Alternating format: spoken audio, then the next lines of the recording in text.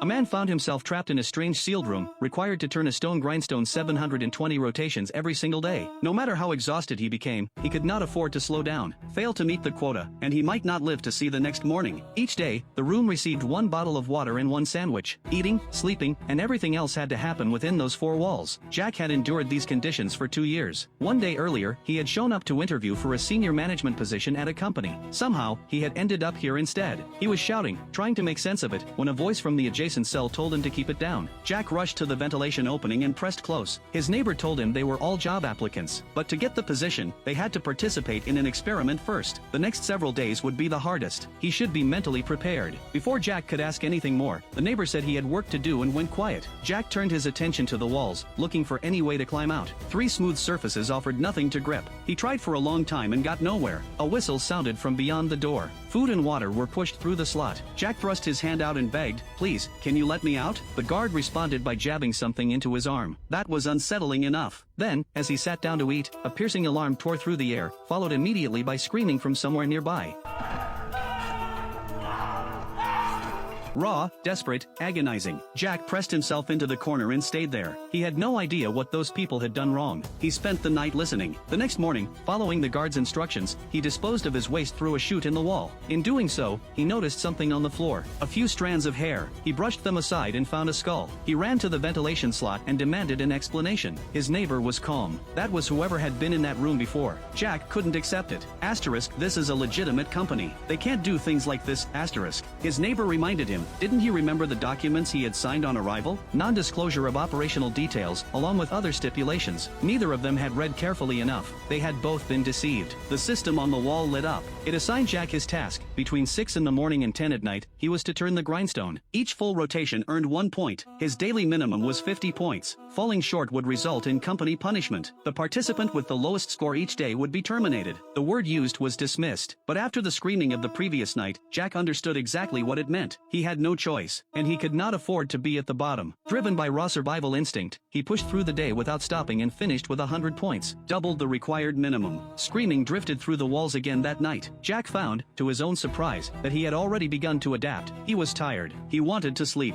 In a place like this, it was simple, either you survived, or you didn't. The following morning, before he started work, Jack tried to speak with his neighbor again. "We are not friends," the neighbor said. "We are competitors," he added a warning. "Never tell anyone else your daily score. If they knew what you were capable of, they would push harder, and you would be the one at the bottom." Jack understood. He pushed harder anyway, driven this time not just by fear but by the thought of his wife and their unborn child. He finished the day at 150 points. Then he was called out. He had no idea why. He had exceeded his target by 3 times. He walked through the open door into darkness. Lights blazed on. Water sprayed from every direction. A bar of soap landed at his feet. The reward for 150 points was a shower. This gave him an idea. If 150 points earned a shower, what did the top score earn? A way out? Holding onto that possibility, and onto the thought of his wife and child, he pushed the grindstone to 370 rotations the next day. A new record. Lying on the floor afterward, too spent to move, he noticed something he had missed before. Carved into the wooden handle of the grindstone were the letters, Alice. He asked his neighbor who Alice was. A legend, the neighbor said. The only person who had ever escaped from here. But Alice had never told anyone how. As a reward for breaking the record, the company delivered a gift, a pen, engraved with Jack's name. A pen. In here. Something in Jack snapped. He turned on the system and unleashed everything that had been building inside him. Every frustration, every indignity, every hour of grinding labor. He had no idea that the system was listening. His daily minimum was immediately raised to 370 points. The rules changed too. Instead of 1 point per rotation, it was now 1 point per 2 rotations. To barely meet his new quota, he would need to complete 740 rotations a day. 740. It was an impossible number.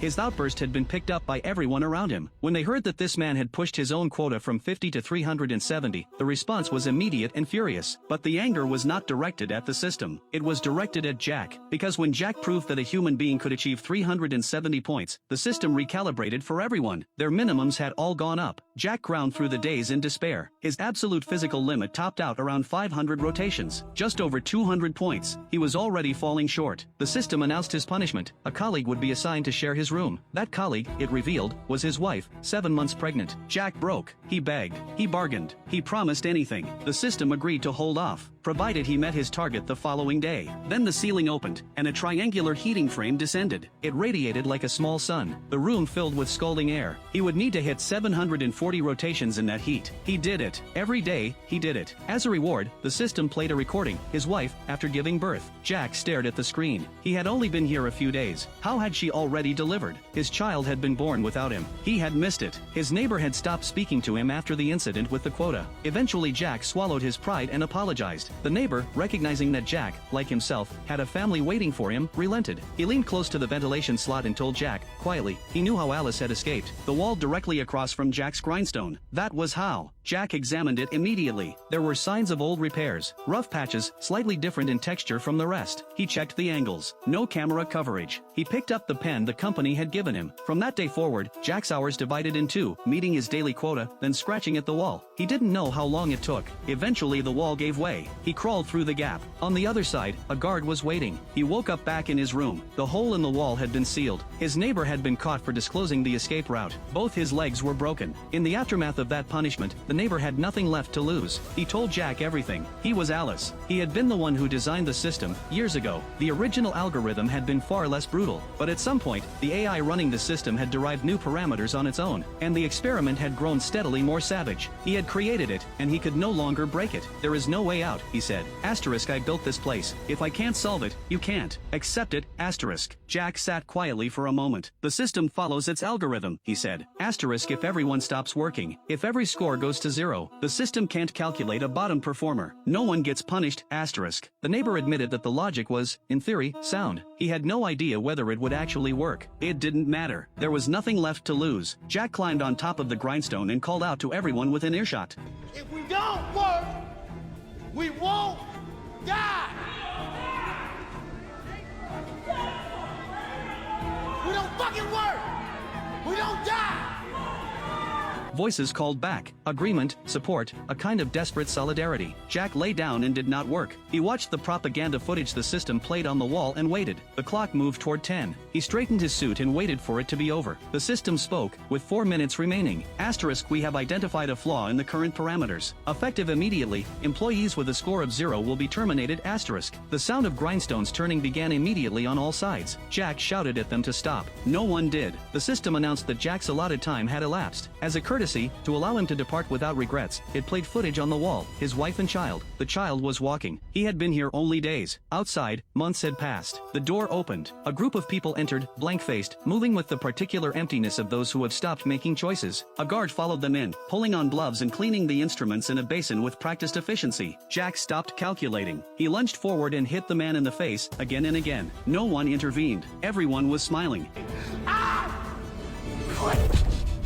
None of it had been real. The entire experience, the 2 years, the starvation, had lasted exactly 1 hour. It was the company's recruitment assessment. The guard he had punched was the HR director. Because of the intelligence and leadership Jack had demonstrated throughout the experiment, his record-breaking output, the company had decided to hire him as a senior employee. The job offer came with a comfortable office environment and a generous salary. The daily task would not be grinding stone. It would be watching a set number of videos each day. The HR director explained that the same confidentiality requirements applied. Jack could tell no one about the nature of his work. He signed it anyway, not because he intended to comply. He took out his phone, called his wife, told her he had accepted a position, and promised he would be home on time that evening. He already knew how to break the system. I'm gonna burn